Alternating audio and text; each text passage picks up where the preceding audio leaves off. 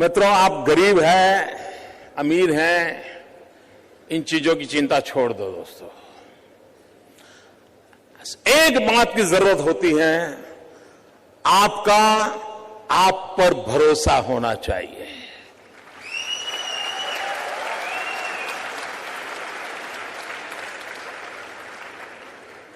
मित्रों, मेरे परिवार में 7 पीढ़ी में राजनीति का रवि मालूम नहीं है। मेरे परिवार में कोई राजनीति क्या होती कुछ पता नहीं मेरे परिवार में। और मेरा बैकग्राउंड भी बिल्कुल सामान्य गरीब परिवार का है। आप में से बहुत कम लोगों को मालूम होगा, मैंने पहली बार अभी 2 दिन पहले दिल्ली में आया था तो पहली बार अपने मुंह से मैं बोला था, मित्रों, मैं बचपन में रेल के डिब्बे में चाय बेचता था।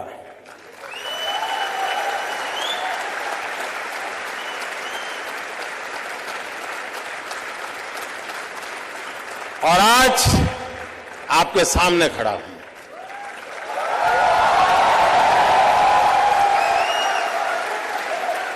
और इसलिए दोस्तों, आप ये चिंता छोड़ दीजिए आपका बैकग्राउंड क्या है।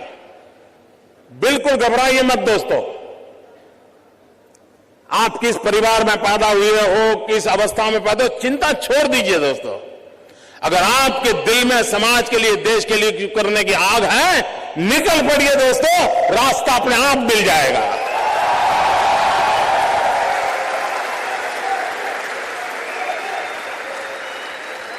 लेकिन मित्रों, लेना, पाना, बनना, ये ख्वाब लेके चलोगे तो ख्वाब ही रह जाएगा।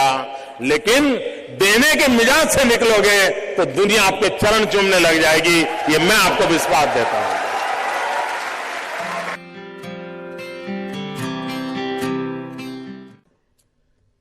स्टार्टअप, मैं कल एडम से बात कर रहा था तो बड़ा इंटरेस्टिंग है, उसको मिलने जैसा है। उसको हिंदुस्तान की स्पिरिचुअल दुनिया में बड़ा इंटरेस्ट है। लेकिन उसने मुझे एक बात अच्छी बताई। वो कह रहा है जो पैसे कमाने के इरादे से आता है वो कभी स्टार्टअप कर ही नहीं सकता है।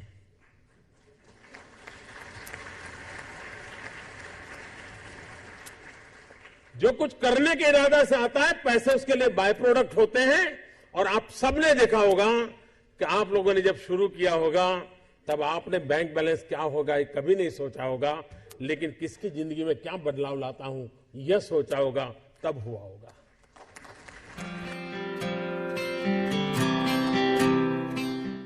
मित्रों, कभी कभी नौजवानों की जिंदगी में कठिनाई आती है।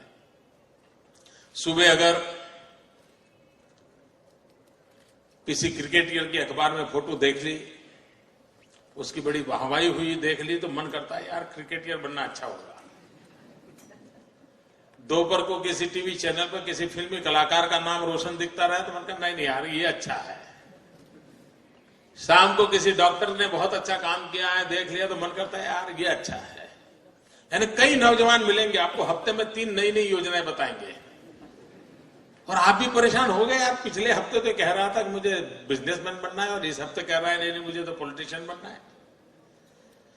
मित्रों, ज्यादातर लोग ऐसे हैं जिनकी इच्छाएं रोज जन्म लेती हैं और ज्यादातर इच्छाओं का बाल मृत्यु हो जाता है। मित्रों, ऐसी क्या इच्छा होती है जिसका बाल मृत्यु हो जाए? कुछ लोगों की तो इच्छा ऐसी होती है जिसका गर्भधारण ही नहीं होता।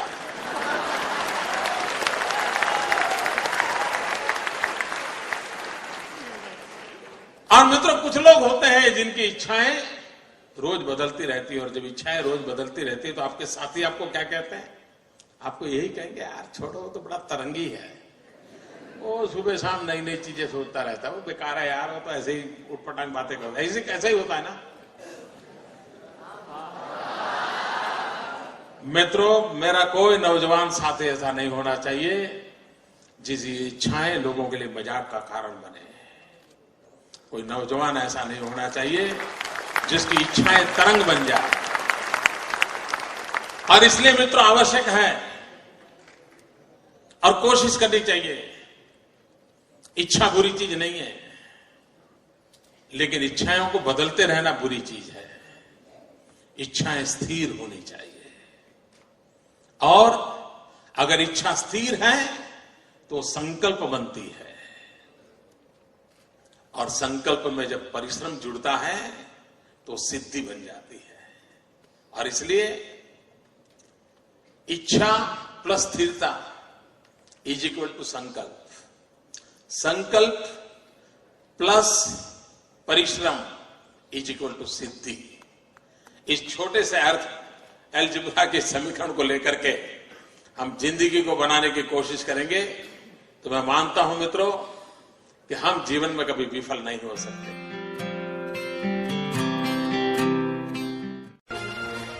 मैं मेरे नगर वड़नगर से कभी कभी ट्रेन के अंदर विसनगर जाया करता था। एक 12-15 साल का किशोर जिसको पोलियो हुआ था, कमर के नीचे का शरीर काम नहीं कर रहा था, वो मुश्किल से ट्रेन के अंदर चढ़ गया। उस गंदे कपड़े थे, भिक्षुक जैसा लगता था, लेकिन वो भीख नहीं मांगता था और हर किसी के पास जाकर के वो रिक्वेस्ट करता था मुझे बूट पॉलिश करने के लिए दीजिए। और उस समय 10-15 पैसे में बूट पॉलिश होती थी, और लोग कभी दया भाव के कारण, कभी करुणा के भाव के कारण उससे अपना जूतों की पॉलिश करवाते होंगे। लेकिन मैंने देखा पॉलिश वाले करने वाले बहुत देखे थे, लेकिन इस बच्चे की तरफ मेरा ध्यान गया।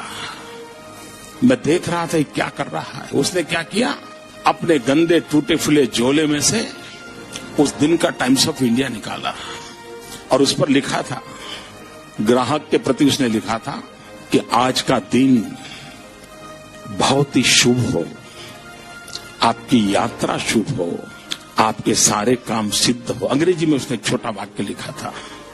और जैसे ही उसने जूते दिए पॉलिश करने के लिए तो इसने उनके हाथ में टाइम्स ऑफ इंडिया पकड़ा दिया।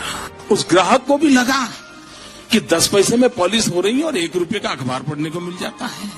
इस घटना को मैं देख रहा था तो मैंने उस बालक को पूछा, मैंने कहा भाई तुम हो कौन? बोले मैं कर्नाटक का हूं, कोई परिवार में है नहीं, मेरी शरीर की हालत अच्छी नहीं है, लेकिन मैं सम्मान से जीना चाहता हूं, इसलिए मैं यहां पहुंच गया हूं, करते करते काम कर रहा हूं। और बोले मैं लोगों की सबसे अधिक सेवा करना चाहता हूं। बोले हर दिन सुबह 1 टाइम्स ऑफ इंडिया खरीद लेता हूं और दिन भर में 25-30 लोगों की जब पॉलिश करता हूं, 5 मिनट 7 मिनट पॉलिश करता हूं, उतनी देर वो अखबार पढ़ लेते हैं और मुझे आशीर्वाद भी देते हैं, पैसे भी देते हैं।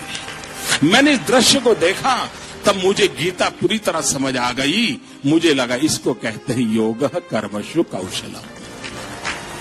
पॉलिश करने वाले काम को उसने योग बना करके जिस प्रकार से उसमें प्रोफेशनलिज्म ला करके काम किया था, और यही तो योग कर्मशु कौशलम है जो जिंदगी को जोड़ देता है, कार्य में जीवन को जोक देता है। वो यौगिक अवस्था को प्राप्त करके जीवन में एक अद्भुत अनुभूति का एहसास करता है।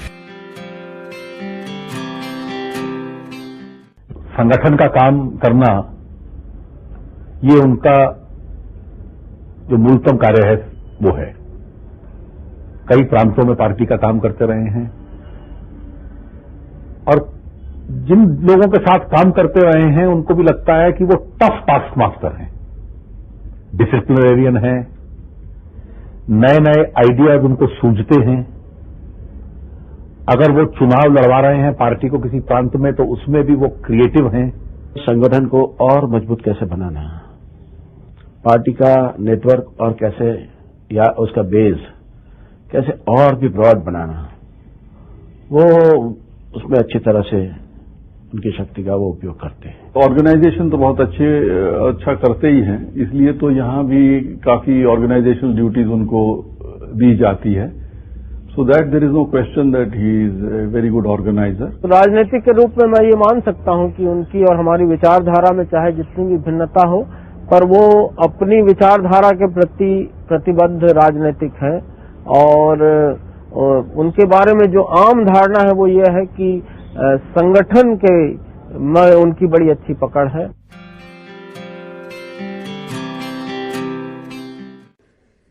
क्योंकि ज्यादातर ये फर्स्ट जनरेशन एंटरप्रेन्योर है, ऑल स्टार्टअप्स।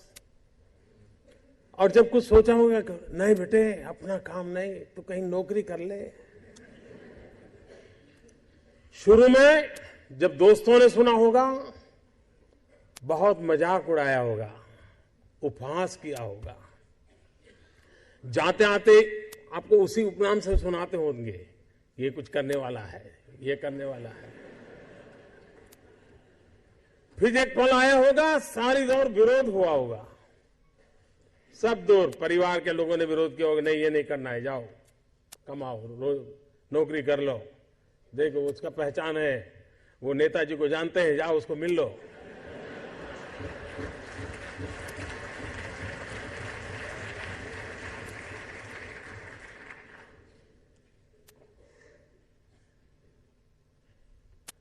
उस विरोध के बावजूद भी जो टिके होंगे, आज सब लोग कहते होंगे कि यार इसने तो कमाल कर दी, कुछ ऐसा मुझे भी करना है। हर किसी के स्टार्टअप की जिंदगी की यही कहानी है। एक भीतर से एक ऊर्जा होती है, भीतर में सपने होते हैं, उसके साथ खप जाने का इरादा होता है, तब जाकर के परिस्थितियां पलटती है। और दुनिया में हर किसी ने यही किया होगा।